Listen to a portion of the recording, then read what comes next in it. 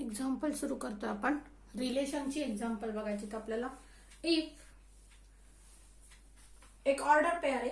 Order pair कशी आहे बघा, x प्लस 1/3 आणि दुसरा कंपोनंट आहे y/3 मायनस 1 इक्वल टू 1/2 3/2. म्हणजे दोन ऑर्डर पेअर इक्वल आहेत असं सांगितलंय. मग दोन ऑर्डर पेअर इक्वल असले तर काय होतं आठवा, ए बी आणि सी डी हे दोन ऑर्डर पेअर इक्वल असतील तर पहिला कंपोनंट सेम असतो, दुसरा कंपोनंट सेम असतो. म्हणजे काय होतं, if and only A equal to C आणि बी इक्वल टू डी याचा आपल्याला वापर करायचा. आणि याच्यावरून आपल्याला एक्स आणि वाय ची किंमत काढायची आहे. So if x plus 1/3 y/3 minus 1 equal to 1/2 and 3/2. So by equality of two order pairs,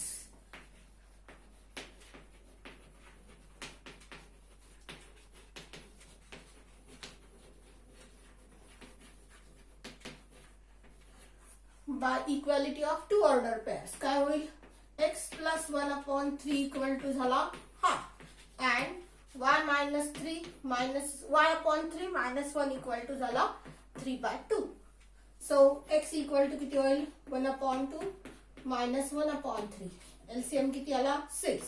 याने याला मल्टिप्लाय केलं 3 minus 2 म्हणजे हे झालं 1/6. तर इथं काय होईल बघा, y/3 इक्वल टू झालं 3/2 प्लस 1. LCM आला 2 म्हणजे हे 3/3 प्लस 2 होईल म्हणजे 5/2 होईल. म्हणजे y इक्वल टू किती झालं, 5/2 इंटू 3 म्हणजे हे 15/2 झालंय. म्हणजे x ची किंमत आली तुमची 1/6 आणि y ची आली 15/2. पुढचा प्रश्न आहे बघा, if a equal to A B C, एक सेट दिलाय त्यातले नंबर्स आहेत, एलिमेंट्स आहेत ए बी सी, दुसरा आहे बी एक्स वाय. तर आपल्याला कार्टेशियन प्रॉडक्ट फाइंड करायचे चारी पण, A cross B, B cross A cross A आणि B cross B. So A equal to set is A B C, B is X Y. Now you have to find A cross B. A cross B म्हणजे पहिला component order पेअरचा काय असेल, set ए मधला असेल. मग मी ए लिहिला, शेजारी काय येणार, बी मधले हे दोन एलिमेंट, एकदा एक्स एकदा वाय. पुन्हा पहिला कंपोनंट बदलायचा, बी घेतला, त्याच्या शेजारी एकदा एक्स आलं आणि एकदा वाय आलं. पुन्हा पहिला कंपोनंट सी केला, त्याच्या शेजारी एकदा एक्स आलं आणि एकदा वाय आलं. So this is A cross B. Now B cross A. आता B cross A म्हणजे पहिला कंपोनंट कुठला असेल तर सेट B मधला असेल. म्हणजे मी X लिहिणार, X च्या शेजारी एकदा A लिहायचं, मग B लिहायचं, मग C लिहायचा. A मधला एलिमेंट आला A, मग B, मग C आलं. आता पहिला कंपोनंट बदलूयात आणि Y करूयात. सो Y ए वाय बी आणि वाय सी. आता ए क्रॉस ए काढायचं आहे. ए क्रॉस ए म्हणजे दोन्ही कॉम्पोनंट हे ए मधलेच असणार आहेत. मग पहिला कॉम्पोनंट ए लिहिला, याच्या शेजारी कोण लिहिणार तर त्यातलेच एलिमेंट, एकदा ए मग बी मग C. So A then A B then A C. मग दुसरा कंपाऊंड, पहिला कंपाऊंड लिहायचा बी म्हणजे इथं आलं बी ए, मग बी बी, मग बी सी. मग पहिला कंपोनंट आला सी. आता सी च्या शेजारी लिहिणार एकदा ए मग बी आणि मग सी. हा तुमचा झाला ए क्रॉस ए. मग काढायचं बी क्रॉस बी. आता दोन्ही कंपोनंट हे सेट बी मधले असणार. बी मध्ये आहे एक्स आणि वाय म्हणजे इथं आलं एक्स आणि वाय. पुन्हा काय येईल, पहिला कंपोनंट वाय आला, वाय च्या शेजारी आला एक्स, पुन्हा आला वाय.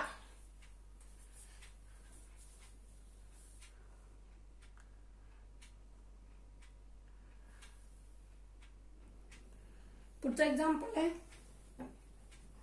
ए 1 2 3 4 असा एक सेट दिला. पुढचा सेट आहे बी 4 5 6. तिसरा सेट आहे C 5 6. Verify A cross B intersection C equal to A cross B intersection A cross C. Cartesian product घ्यायचं आणि परत इंटरसेक्शन घ्यायचे. बघा कार्टेशियन प्रॉडक्ट कुणाचा घ्यायचा आहे ए आणि बी इंटरसेक्शन सी चा. म्हणजे एलएचएस सोडवायचा असेल तर पहिल्यांदा आपल्याला काय फाइंड करायचं आहे तर बी इंटरसेक्शन सी काढायचंय. मग या बी इंटरसेक्शन सी चा क्रॉस प्रॉडक्ट घ्यायचा ए शी. इथं काय करणार लागणार आपल्याला आधी ए क्रॉस बी काढायला लागेल कार्टेशियन प्रॉडक्ट. मग कार्टेशियन प्रॉडक्ट ए आणि सी चा काढायला लागेल ए क्रॉस सी आणि त्या दोघांचा घ्यायचा इंटरसेक्शन. मग आता पहिल्यांदा आपल्याला काढायला लागेल हा बी इंटरसेक्शन सी. मग आता ए दिला आपल्याला बी दिला सी दिला. आपण ते तिन्ही सेट सोल्युशन मध्ये लिहिणार. मग आपल्याला फर्स्ट फाइंड करायचं आहे B intersection C. So B is 4 5 6. Intersection C is 5 and 6. तर कॉमन काय आलं याच्यामध्ये 5 आणि 6 आलं. आता याचा कार्टेशियन प्रॉडक्ट घ्यायचा ए शी. सो ए क्रॉस बी इंटरसेक्शन सी. मग ए क्रॉस बी इंटरसेक्शन सी म्हणजे आता ऑर्डर पेअर येणार. पहिला कॉम्पोनंट सेट ए मधला असेल, दुसरा कॉम्पोनंट ए क्रॉस बी मधला असेल. ए मध्ये कोण कोण आहे 1 2 3 4 and A intersection B contains 5 6.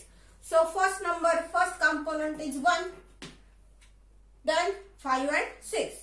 So here is 5, then 6. Then first component is 2, then 5 and 6. Then third component is 3, then 5 6. Then first component is 4, 5 and 6. So this is your A cross B intersection C. आता तुम्हाला काय find करायचं पहिल्यांदा तर A intersection A cross बी काढायचा. मग आता हा आपला एलएचएस आहे तर याला 1 म्हणूयात. मग आपण काढणार ए क्रॉस बी. बघा ए आहे 1 2 3 4 आणि बी आहे 4 5 6. म्हणजे काय बघा इकडे 1 लिहिला तर त्याच्या शेजारी 4 5 6 येणार. So 1 4 then 1 5 1 6. Then say first component is 2 4 2 5 2 6. Then 3 4 3 5 3 6. Then first component is 4. Then 4 4 4 5 4 6. So A cross B contains these total elements. Then you have to find A cross C. A cross C काढायचं आता. मग आता A cross C मध्ये काय काय येणार बघा. A मध्ये आहे 1 2 3 4. C मध्ये आहे 5 6. So 1 5 1 6. Then first component is 2. Then 5 2 6. Then first component is 3 5 3 6. Then first component is 4 5. Then 4 6. Now this is A cross C. Now you have to take intersection of these two elements.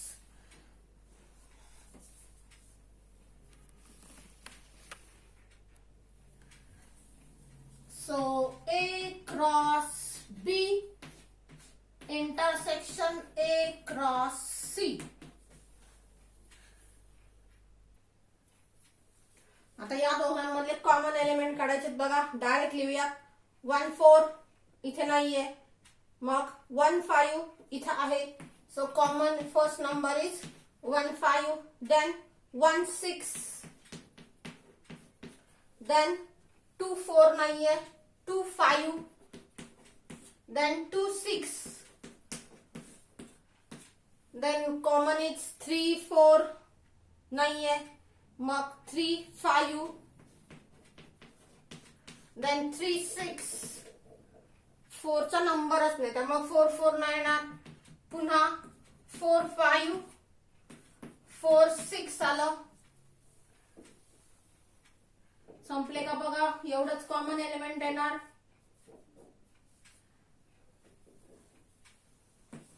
So this is 2. 1 आणि 2 मध्ये same आहेत का बघा. 1 5 1 6 2 5 2 6 3 5 3 6 4 5 4 6. So from 1 and 2 RHS is same. So LHS is also same. From 1 and 2 A cross B intersection C, this is equal to A cross B intersection A cross C. Same असंच यातलं दुसरं गणित सोडवायचं आहे. ते तुमचं तुम्ही सोडवा. नाही सुटलं तर मला विचारा. पुढचा प्रश्न आहे बघा. एक्सप्रेस एक सेट आहे ऑर्डर पेअर मध्ये XY such that x square plus y square equal to 100 where xy belongs to W as a set of order pair. हा सेट ऑर्डर पेअर मध्ये लिहायचा आहे.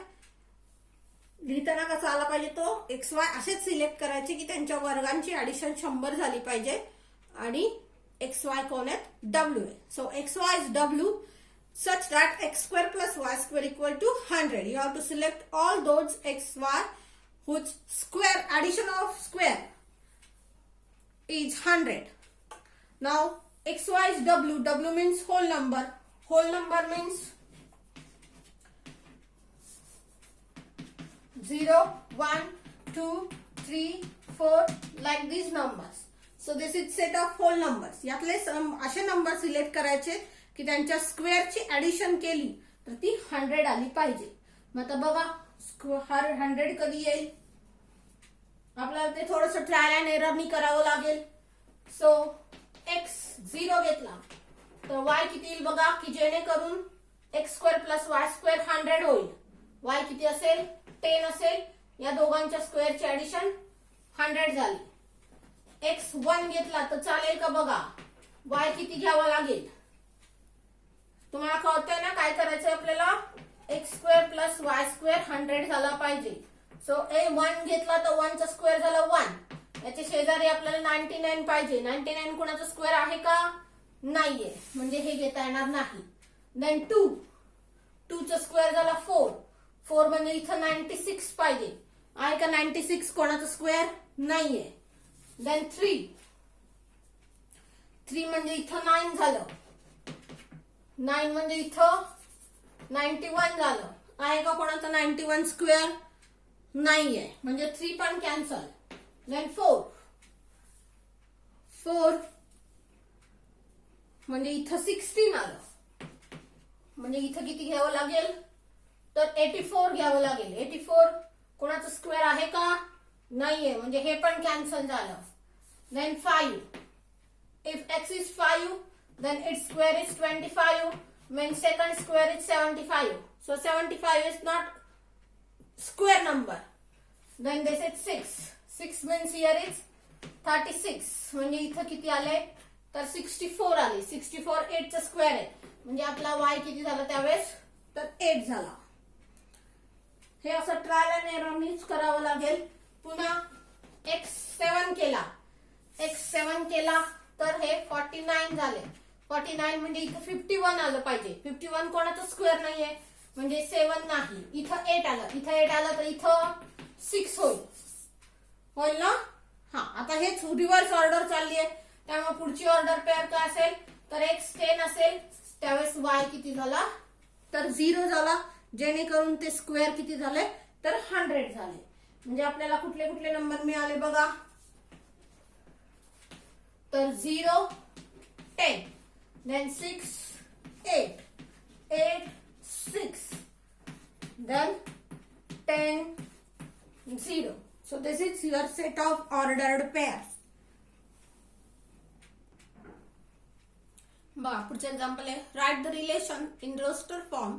State its domain and range. हे जे relation आहे हे आपल्याला रोस्टर फॉर्म मध्ये लिहायचं आहे, म्हणजे लिस्ट करून लिहायचं आहे. त्याच्यामध्ये कुठले कुठले एलिमेंट्स येतील हे ऑर्डर पेअरच्या रूपात लिहायचं आहे आणि त्या रिलेशनचा डोमेन आणि रेंज लिहायचं आहे. मग आता बघा कंडिशन काय काय आहेत. So you have to write relation in roster form, means in each order pair or in tabular form, and then you have to write its domain and range of this relation. Now this relation is R1.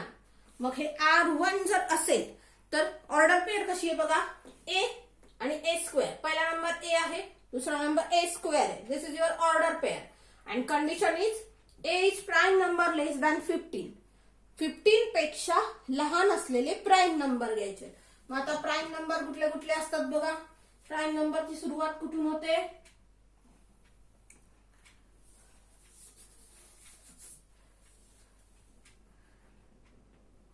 बोला. Prime नंबरची सुरुवात ही 15 पेक्षा लहान असलेले prime number म्हणजे काय काय असणार आहे, 2, 3, 5, 7, देन 8, 9, 11, 13 एवढेच असतील का. हे प्राईम नंबर आहेत सगळे, याचे फॅक्टर पडत नाही. मग हे सगळे प्राईम नंबर झाले less than, these are prime numbers less than 15. So these are values of A. So R1 first number is A means 2, its square is your second component, means it is 4. Then 3, 9, 5, 25. हे आपण काय लिहितोय, A आहे आणि हे A square आहे. First component is A and second component is its square. Then 7, 49. Then 11, 121 and 13, 169. This is your relation R1. Now its domain and range. So domain of R. No, it is domain of R1. Relation is R1. So domain of R1 is, domain means first component. First component is 2, 3, 5, 7, 11, 13. Then range. Range of R1 म्हणजे second कंपोनेंटचा set आला. It is set of second component. Domain is set of first component. 4, 9, 25, 49, 121 and 169. So this is your relation R1 and its domain and range.